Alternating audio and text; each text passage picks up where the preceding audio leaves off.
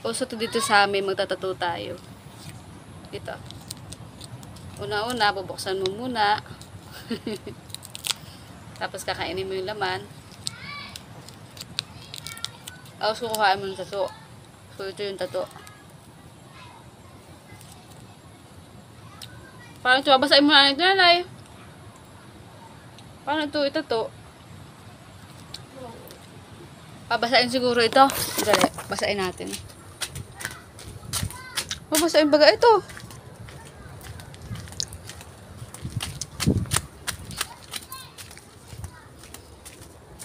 Babasahin natin sa tubig. Ayan.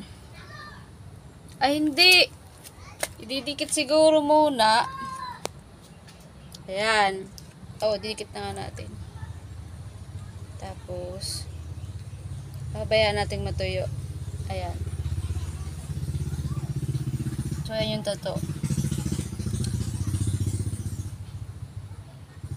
Kutkutin. Ay, ayaw pa rin.